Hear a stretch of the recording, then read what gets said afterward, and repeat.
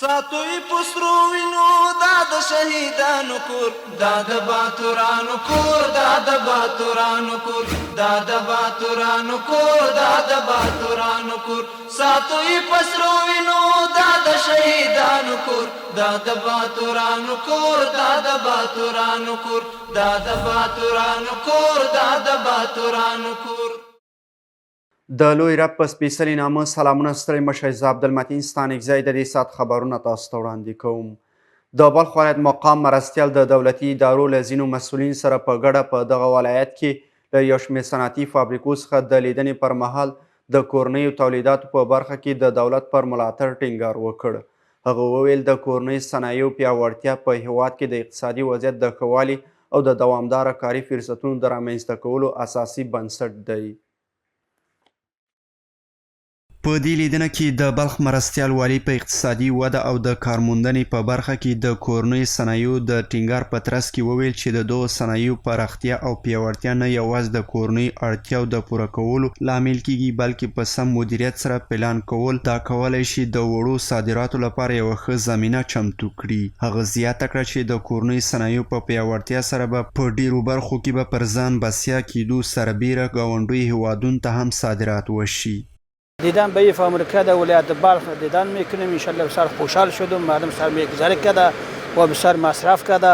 واقعا قابل قدر است این مردم و تا این حمایت کرده شوه و لایق جای حمایت کردن هم هست. د بلخ ولایت د خوړو او درملو ریاست رئیس د هیواد د صنعت او تولیداتو د اهمیت په اړه خبرې وکړې او د فابریکو د تولید او فعالیتونو بهیر یې د دغه ریاست له معیارونو سره سم بیان کړ.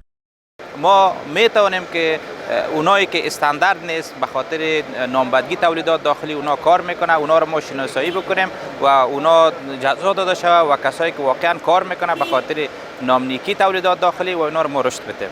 په ورته وخت کې د تولیدي فابریکو مسؤلین ټینګار وکړ چې حکومت یې ملاتړ وکړي د تولید ظرفیت به لوړ شي او دغه فابریکې به د هیواد د اقتصادي ودې یو مهم سرچینه شي. ما مشکلات دیگه نداریم، فقط مشکلات زمین داریم. یکی دوم دیگه ما دیگه مشکلات همی داریم که فقط همین مواد خام ما محصولش معاف شود که ما در خود کفایی برسیم. مشکلات ما همی بود که بر از گفتیم که بر ما مثلا اینی قالین 200 متری کلان است در افغانستان در چهار طرف همسایه‌های ما و شما این قالین کلان کسی نداره. انشالله یک کیفیت جنسیت بالاست. ما میخوایم که همین قالینای ما سودا شه. ما کارگر اضافه تر میکنیم. کارگر هم کار پیدا میشه، برای ما بازار پیدا میشه، ما هم کاروبار همگی خوب میشه. د یادول وړ ده چې د بلخ مرستیال والي په دې موده کې له 80 زیاتو فابریکو څخه لیدنه کړې ده. د دې لیدنې په ترڅ کې د دغو تولیدي فابریکو ګڼ شمېر ستونزې څېړل شوي او د حل په موخه یې لازم تدابیرونه نیول شوي دي. د مزار شریف ښار له قصابانو څخه شاوخوا 1400 ګرامه خرابه شوې غوښه او ځیګرونه راټول او د اسلامي امارت د مسؤلینو او له قصابانو څخه د سار کمیسیون په حضور کې وسوځول شول. همدارنګه د بلخ ولایت د دولتي مسلک مسؤلین وایي په یو میاشت کې دغه اندازه مواد راټول او له منځه وړي دي. د بلخ ولایت له قصابیو څخه د څارنې کمیسیون غړي په مزار شریف کې له ځینو قصابیو څخه د څارویو د خرابو غوښو له راټولولو وروسته د سوځولو لپاره دلته راټول شوي دي.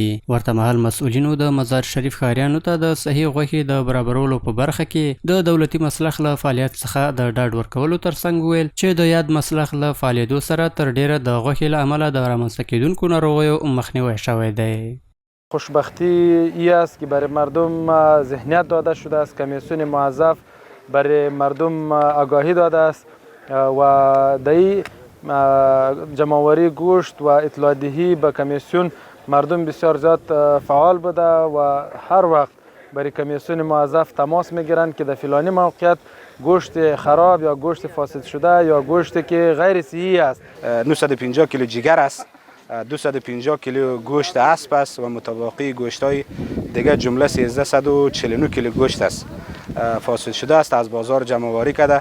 متاسفانه و گوشتی که اسب است از ولایت همجوار به نام گوشت گوساله در کابل انتقال می داشته. باز در کمربند کسایی که معذب هستند دکتر صاحب هستند او را گرفتن اینجا در مسلخ آوردن.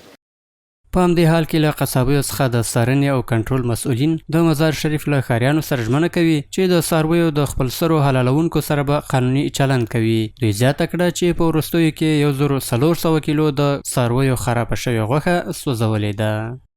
از قصابا خواهشمندم که تمام مواشیشان را در مسلخ یک روز پیش آورده قرنطینه کنند تحت نظر دکتر صاحبای وترنر. اینجا معاینه شده، بعد از معاینات باز میتونند که ذبح نموده مور لیول نموده در بازار برای مردم عرضه کنند. خود ما میگردیم که کمیسیون خود اتحادیه همه گوشتایی که به حساب خراب است از قصابا جمع‌آوری میشه به مسلخ تحویل داده میشه.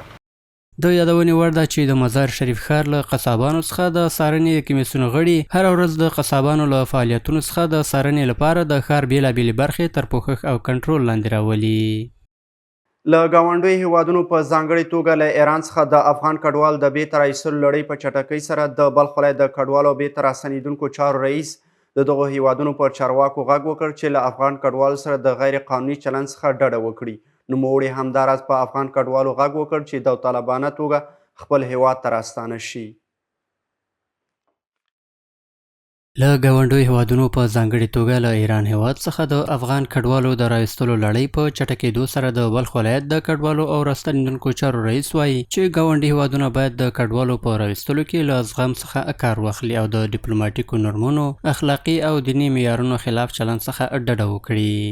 په دغه اخیرو څو ورځو کې اورو اوازې دي چې دا رقم هغه مهاجرین چې په ایران کې ایران زموږ ستاسې یو دوست هیواد دی، مسلمان هیواد دی، او چې اوس په دغه ایران کې موږ تاسې وینو چې ورځ تر بلې پورې مهاجرین ځورېږي، حتی ډوډۍ یې پر قطع کړي دي، دوکانو ته دی نشي تللی، په خپلو ځایو کې بند دي. نو د ایران هیواد څخه مو دا خواهش دی چې زموږ د امارت اسلامي ټولو مسؤلینو دا خواهش ځینې کړی دی چې کم کسان چې هلته میشتي مهاجرین دي په د 20 کاله انقلاب کې تللي دي، دوی باید پرېږدي چې په خپله خوښه په داوطلبانه باندې راسي، ځکه د سازمان ملل د اصولو د هر قوانینو نه دا خلاف کار ده چې مهاجرین ځورول کیږي یا تکلیف کیږي یا په موټرو باندې په موټرو کې کبه کیږي یا په جیلو کې دوی زنداني کیږي. باید چې دغه مهاجر پرېښول چې په خپله داوطلبانه په خپله خوښه باندې راسي. دغه راز ښاغلي وفا له افغان کډوالو څخه هم وغوښتل چې په خپله خوښه هیواد ته راستانه شي. نوموړی ټینګار کوي چې اوس مهال په افغانستان کې ډاډمن امنیت رامنځته شوی او اسلامي امارت د راستنېدونکو لپاره د لومړنیو اسانتیاوو د برابرولو په برخه کې پوره چمتوالی لري. دوی دپاره موږ دا اطمینان ورکوو مهاجرین چې را دي چې خپل ملک ته دې راسي، موږ انشاءالله په خدمت کې یو. په بلخ ولایت کې موږ ټوله تدابیر ورته نیولي دي، د هر څه اطمینان ورته ورکوو. انشاءالله چې هر بخش کې وي موږ انشاءالله ورسره همکاره یو. د شته شمیرو پر بنسټ هره ورځ باندې 3000 افغان کډوال له ایران څخه د نیمروز له پولې هیواد ته راستنیږي او داسې هم ویل کیږي چې د ایران حکومت هڅه کوي ترڅو د روان لمریز کال تر پایه د کډوالو د راایستلو لړۍ بشپړه کړي. د بلخ ملي تلویزیون قدرمنو لیدونکو دا د دې ساعت خبرونه تر بیاخې چارې